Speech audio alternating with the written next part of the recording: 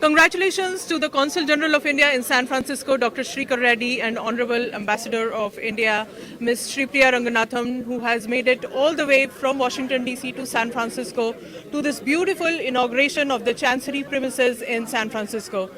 Once again, it's a privilege and an honor for all the Indian Americans out here to have such a huge premises right here in the heart of Silicon Valley. What's your take on the overall feel?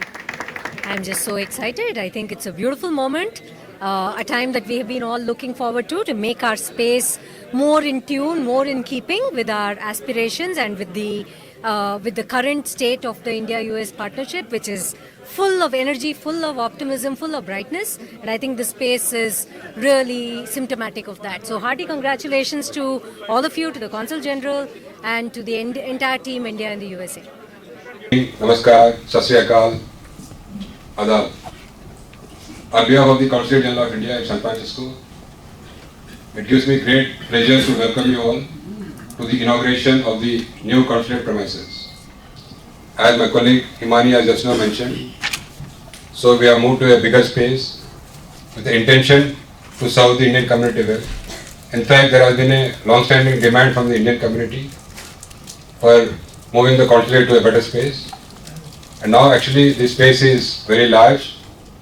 In fact, we can also organize such events up to 150 people. We are also open to offering the consulate space for organizing various cultural and business events. And in fact, the consulate is also now very much accessible through public transport. The BART is just 1 block away to the Montgomery station.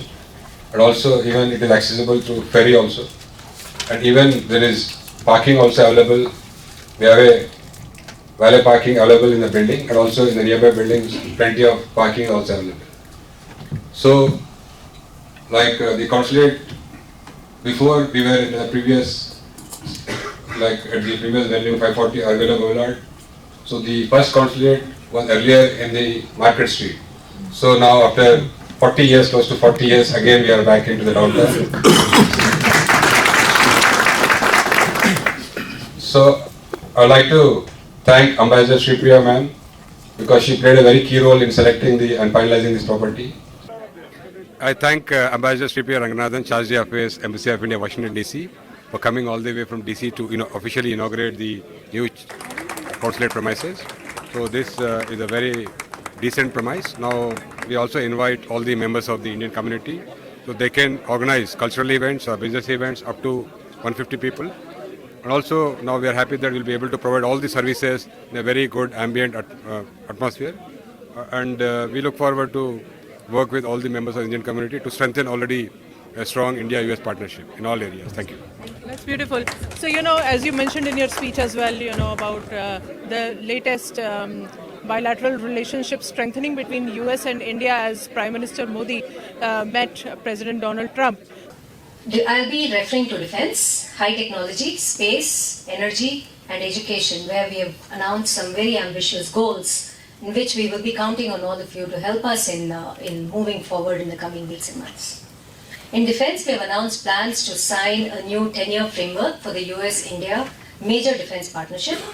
The aim is to expand co-development, co-production, alongside reinforcement of procurement activities, so that we are able to mean more to each other in a space which is so critical to our respective nations.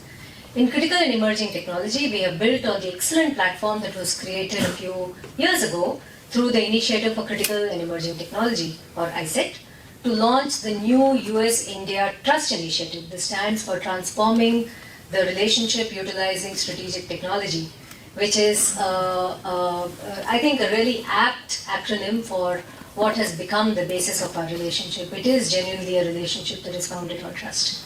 We believe that this will catalyze the activities not only that take place between the governments, but also between academia, the private sector, in areas that are consequential and of priority to both our nations, such as defense, aerospace, artificial intelligence, quantum computing, biotechnology, semiconductors, and more. Another area of unique opportunity is energy. This is one in which, as many of you would know, India has unlimited requirement. We have been trying to reinforce our own capacity to produce, we have also been turning to our partners around the world to source more and more to power our economy. Our bilateral energy trade, that is between India and the US, which was negligible a few years ago, is now over $20 billion, generating excitement among companies on both sides. This, as it happens, is also a top priority for the Trump administration, and we have been, during Prime Minister's visit, able to identify this as a priority area which we will be exploring in the months to come. Coming to education, we currently have over 350,000 Indian students studying in the US, which is a significant increase from the just 50,000 that we had at the turn of the century. We are hopeful that in the coming weeks, we will see excellent collaboration between the most elite institutions and the next tier of educational institutions in India and the US, fostering both research collaborations and industry exchanges. Hand in hand with this, we also emphasize the mutual advantages of legal mobility and equal workforce development. This is an area in which, this is an aspect in which the Bay Area is especially strong, given the wealth of world-class institutes. So, what is the next big move, according to you, that we all should look forward to? I think just doing more and more and more on the trajectory that we currently are on. I think the Consul General mentioned in his remarks that the partnership has really grown by leaps and bounds over the past several years. We had the advantage of an iconic visit of Prime Minister Modi in June 2023 when he came for a state visit at the invitation of President Biden. And he came for an official visit within weeks of the swearing in of President Trump. And I think that tells you something about the very strong bipartisan partnership that we enjoy. And that is really positioning us to take our relationship to a completely different level. We're really looking forward to building very much on the great foundation that has been created. Anything you'd like to add? Yeah, let me quote Honorable Prime Minister Modi ji when he mentioned "Make America Great Again, MAGA," which is "Make India Great Again," which is making India a developed country by 2047, is equivalent to mega partnership for growth for both countries and also to the world. So that is the thing we'll be working in that direction. Thank you.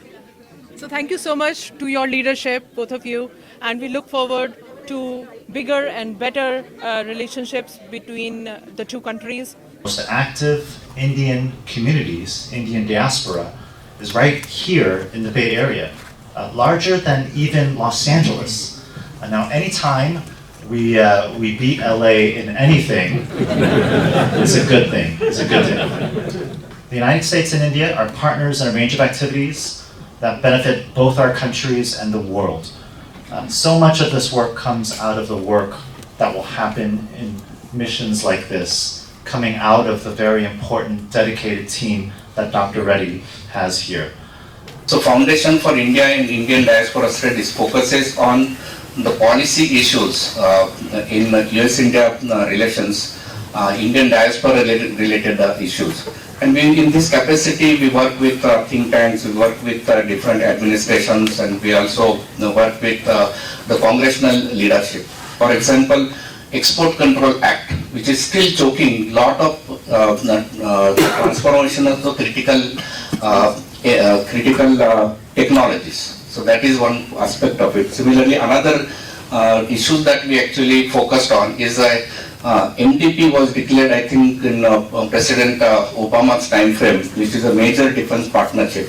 However, that major defense partnership did not get codified or does not have the congressional framework, just like MNNA has, which is a major non-NATO alliance, that has the congressional sanction and the framework, but that funding that can help into that defense partnership, and that for every time whenever we have the, say, GE engines or anything that we need to have, we don't have to have that congressional approvals if the frameworks are established. So Thank you so much for all your support to the Indian American diaspora Thank you. out here in San Francisco and in general in the entire US. Thank you Thank you so much. much.